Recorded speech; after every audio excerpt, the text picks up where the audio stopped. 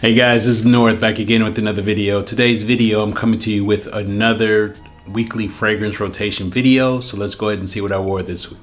On Sunday, I went with the House of Prada. This is the only one I own from the house. I did own another one, but I believe I sold it. It was nice, but this is from the private line.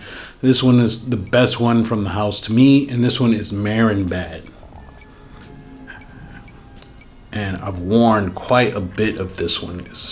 I just have no memories of going through some of these fragrances like that. This was a tester bottle, and I got a great deal on it because these originally were running about $300 retail, and I got this for less than $100. Marienbad was released in 2015. This is like an animalic French type fragrance. It has bergamot, plum, civet, incense, vanilla, total balsam. These are the notes that are on Fragrantica on the website, and I believe maybe another press release. I didn't see, I guess on the website, it only lists like a couple of notes, but you could tell there's something animalic in it. This is why I chose to go with these particular notes because, again, it's something animalic in it, but it's not overbearing, but it is there for sure. So this is, again, my favorite one from the house, the private line of Prada Marienbad. This is what I wore on Sunday. On Monday, I went with the House of Rogue Perfumery, and I went with Flora and Fauna. This one is the bottle I finally finished. It's finally empty, so after this video, I will be tossing it in the trash. Flora and Fauna was released in 2020. This one has apricot, oak moss, bergamot, lambdadum, patchouli, and civet. It's an all-natural fragrance. It is discontinued, and this is what I wore on Monday. On Tuesday, I went with the House of Yves Saint Laurent. So this one is Opium Parfum, as you see with the tassel here.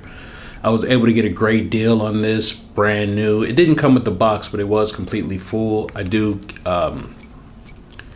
decant it into small sprayers, into like 5 ml sprayers, but this is 30 ml, so this is a great size. Opium Parfum was released in 1977. Some of the notes on this one are clove, pepper, plum, carnation, myrrh, tolu balsam, opopanac, so many things. So this is the like original oriental like style fragrance, extremely resinous, has a lot going on. So I was happy I was able to get the eau de toilette in a vintage bottle and this Parfum, which seems to be, I don't know what year it's from. I haven't spent much time looking it up.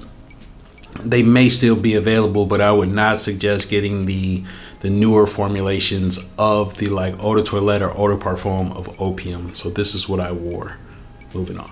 On Wednesday, I went with the House of Areej Dore, and this one pretty much was the only one I could afford, but it was the one I was most interested in. And this one is Indonesian, the history of Indonesian oud from Areej Dore and Russian Adam. This one I really wanted, as I mentioned before, because Russian Adam lives in Indonesia.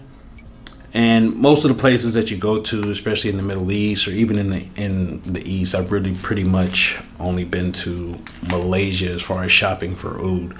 And Cambodian, Thai oud, those are like the popular ones. I did see Indonesian oud, so I did compare it. I do have a small bottle of Indonesian oud oil, and that's what it smells like. That's what this one smells like, so that's awesome. And a sprayer, that's the only ingredient in it. It was released in 2023. This one has more of like a resinous, smoky type of smell instead of like the skunky, barnyard, cheesy, blue cheesy type of feel from it. So this one's a unique one that you should check out if you are looking for different types of oud. This one apparently must be, I think, sustainable, that they're trying to make this one sustainable, so that's why the cost is more affordable. Moving on. On Thursday, I went with the House of Nishane. People hardly talk about that house anymore, even though they did release those 10-year anniversary ones. And this one is Hacivat. This one I hadn't worn in a while, and I was just telling one of my colleagues about it. So I was like, well, let me just give it a run. And it's still a great fragrance. I don't think I'll be hunting down the 50 ml though. I still have about half a bottle of this. Hacivat was released in 2017. Jorge Lee is the perfumer. The reason I mentioned that is because the X versions, he did the majority of the initial Hacivat line, almost all of them.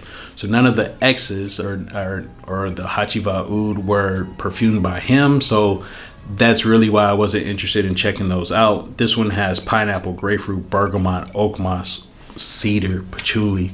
And again, of course, this one's similar to Aventus, but it's different. It's different enough.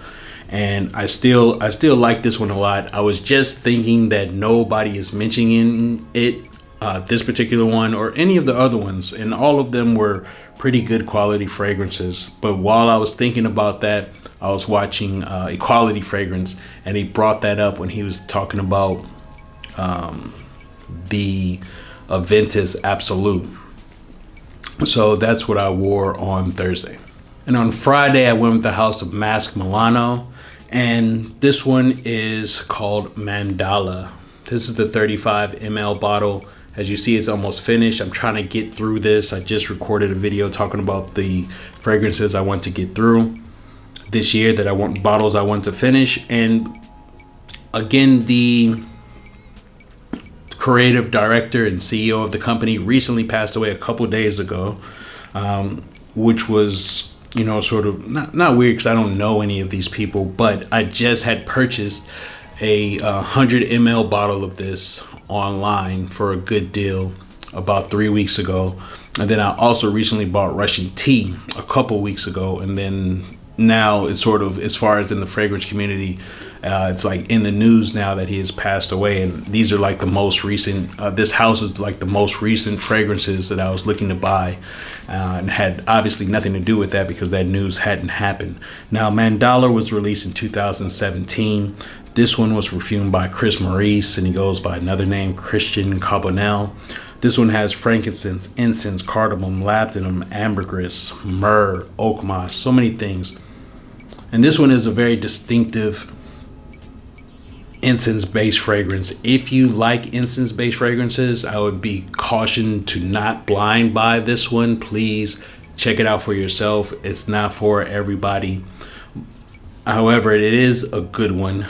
It's one of a kind. There's nothing that smells like it. And it was the very first one that when I was trying out the house, I was really into frankincense and incense-based fragrances at the moment. So as soon as I get that individualized note of frankincense, I was like sold. So I just got it. And I have 100 ml coming, basically. I bought it a few weeks ago, but I'll have to pick it up from a different location.